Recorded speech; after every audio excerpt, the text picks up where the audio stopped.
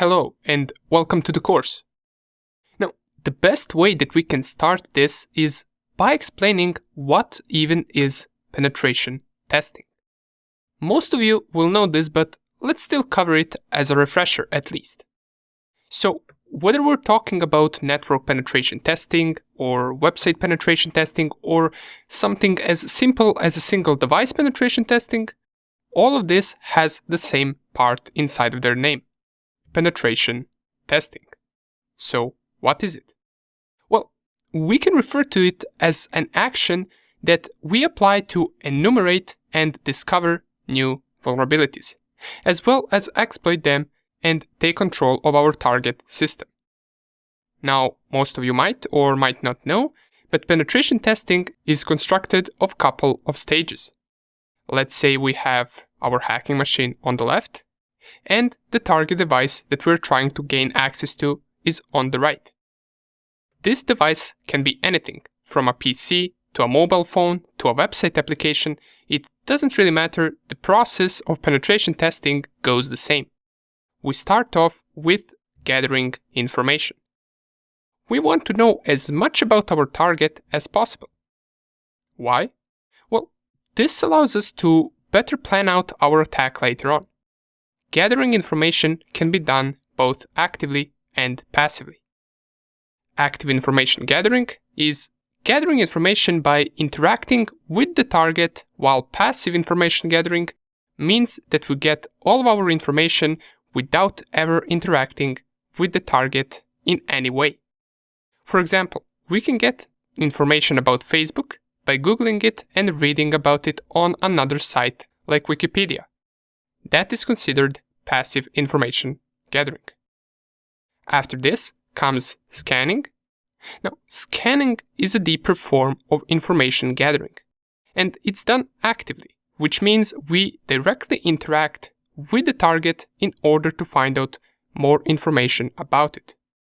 Usually, this will be the information of technical nature, like what technologies does the target run, what is their website made of if they have one, which ports do they have open, and so on and so on. We finish scanning by performing vulnerability analysis. Vulnerability analysis is just us finding security holes in the target system with the help of information that we gathered. After that, we can successfully exploit the target by using different methods and attacks. These are the main steps to penetration testing. There are other steps, of course, that come after, like maintaining access on the target machine and covering tracks, but these steps that we mentioned are crucial. Now that we covered and went through the basic steps of penetration testing and what those steps are, we can also say that penetration testing can be divided into two main groups.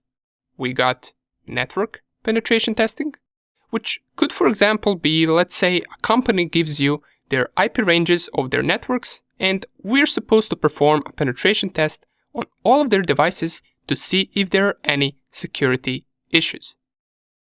Those devices could be anything from computers, mobile phones, to printers. And for the second group, we can say that it's website application penetration testing. Here we perform various different attacks to determine whether the website that we are attacking is properly coded and secured. And website penetration testing is something that we will put the most focus on inside of this course. This is because this field is becoming bigger and bigger every single day, due to millions and millions of websites that are online and available right now on the internet. The search for people to secure and protect them is rising every day.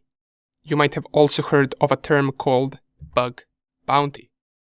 This is pretty much the same thing.